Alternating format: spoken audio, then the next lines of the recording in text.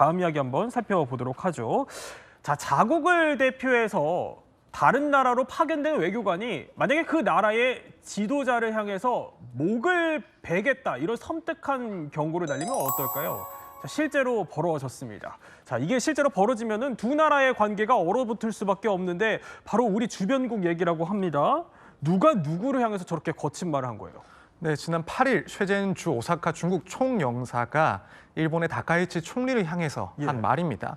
그 내용을 보면은 멋대로 끼어든 그 더러운 목, 망설임도 없이 베일 수밖에 없다. 각오가 됐나? 이런 글을 올렸는데 이 이야기는 결국에는 그 전날 7일에 있었던 이 다카이치 총리의 발언을 겨냥한 것으로 보여집니다. 7일 다카이치 총리는 이 대만에서 유사 상황이 발생할 경우에는 집단적인 자위권을 행사할 수 있는 존립 위기의 사태다라는 발언을 했기 때문에 이 발언을 겨냥한 이야기다라고 알려주고 있습니다. 그렇군요. 아니 사실 일본 현직 총리가 대만에서 만약 심각한 일이 벌어지면 이거 자위권 발동할 수 있다 이런 얘기를 한 전례가 없긴 없다고 해요.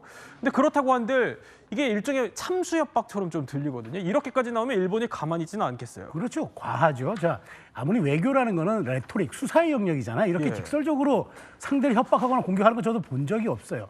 근데 물론 이제 중국의 외교 전략이 그동안 전랑 외교라 그래서 우리가 늑대 전략이라고 얘기하잖아요. 늑대 외교라고 하는데 제가 보기에는 이 도를 넘어서서 광견 외교에 가까운 것 아닌가 이런 생각이 드는데 지금 일본도 부글부글하는 분위기입니다. 그런데 외교라는 게 그렇거든요. 뒷문을 열어놓지 않는 한 앞문을 걸어 잠그지 않는 게 관례이기 때문에 부글부글 하더라도 퇴출시키거나 추방하거나 이러면 양국 외교관계가 급속도로 경색되니까 아마 출구 전략을 짤 겁니다. 그렇지만 어쨌든 이 목을 베겠다는 이 참수 발언은 아마 두고두고 이 일본 내에서 친중파들의 입지를 현저히 축소시킬 것 같고 다카이시 총리가 오히려 조금 폭넓은 동아시아 외교를 하는데 오히려 동력을 제공할 가능성이 있어서 앞으로 한번 좀 자세히 지켜볼 부분이라고 봅니다. 자, 이렇게 주일 중국 대사는 되돌릴 수 없는 잘못된 길을 갈 뿐이다. 또 다카이치 총리는 발언을 취소할 생각이 없다 하면서 팽팽하게 맞붙고 있는데요.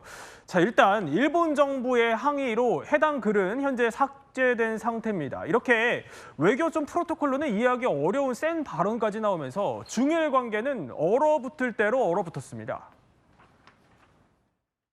同日本政府迄今所做的政治承诺严重不符，性质和影响极其恶劣。実際に発生した事態の個別具体的な状況に即して政府がすべての情報を総合的に判断すると答弁してますので、従来の政府の立場を変えるものではないと考えております。 자, 게다가요, 이번 사태가 중일 관계를 넘어서 미국으로까지 번지는 모양새입니다. 자, 주일 미국 대사인데요. 이렇게 중국의 본성이 또다시 노출됐다. 또 중국이 좋은 이웃이 되는데 계속 실패하고 있다면서 중국을 공개적으로 같이 비난하기 시작한 겁니다. 문제는 대만을 둘러싼 이 해양 패권 경쟁이요, 말폭탄 그 이상 수준으로 번지고 있다는 겁니다. 중국이요, 미국 보란 듯이 세 번째 항공모함을 띄웠어요. 서정민 변호사. 네, 그렇습니다. 중국의 세 번째 항공모함 푸젠함입니다. 이 푸젠함은 길이가 316m 그리고 너비가 76m고요. 70여 대의 그런 함재기를 실을 수 있어서 기존에 가지고 있던 항공모함들보다도 훨씬 더 공격력이 뛰어나다라는 평가를 하고 있습니다.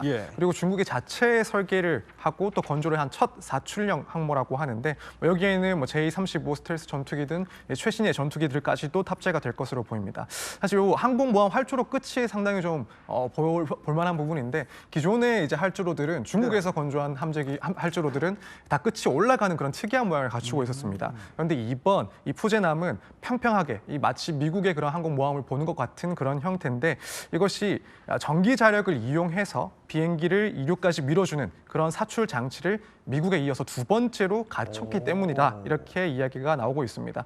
이렇게 중국이 항공모함 총 3척을 보유하게 되면서 앞으로 중국 해군의 작전 반경이 더욱더 먼 바다까지 넓어질 것이다라고 전망이 되고 있습니다. 근데 이번에 저 푸젠함을 중국이 띄우면서 세계 2위 항모 보유 국가로 단숨에 올라섰다고 해요. 근데 우리가 이걸 짚어보는 이유는 자, 저 푸젠함이 이름부터 지금 저게 대만을 겨냥한 거예요. 그러니까 이름을 짓는데도 다 그 의미를 담았습니다. 이 푸젠이라는 곳이요, 중국 푸젠성에 있어요.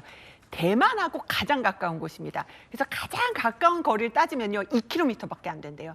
그러니까 엎어지면 대만과 코달거리에 있는 곳이 바로 중국의 푸젠성인데 그 푸젠성의 이름을 따서 오. 중국 푸젠함이라고 이름을 붙인 겁니다. 그러니까 대만에서는 저 푸젠함이 양안 갈등이 굉장히 깊어지면 저것이 좀 나타날 거다. 그래서 굉장히 긴장하는 분위기라고 하더라고요. 또 하나 최근에요. 지난 4일이던가요? 중국이 하나의 특이한 영상을 공개했어요. 이름이야말로 대만 상륙 작전이다 해가지고요. 네. 눈에 띄는 것은 굉장히 지금 IT 기술 이런 것들 중국에서 발전시키고 있는데 이거군요. 보면요. 늑대 로봇을 투입을 하겠다라는 거예요. 먼저 그래서 지상에서 늑대 로봇들이 사람보다 먼저 진격해가지고 자 동태를 살핀다. 그러니까 만약에 대만과 갈등이 벌어졌을 때 상륙작전 훈련을 위해서 이런 늑대 로봇까지 투입하겠다면서 이런 영상까지 공개를 한 겁니다. 대만을 둘러싼 분위기가 심상치 않아요. 자, 우리도 예의 주시해야 할 것 같습니다.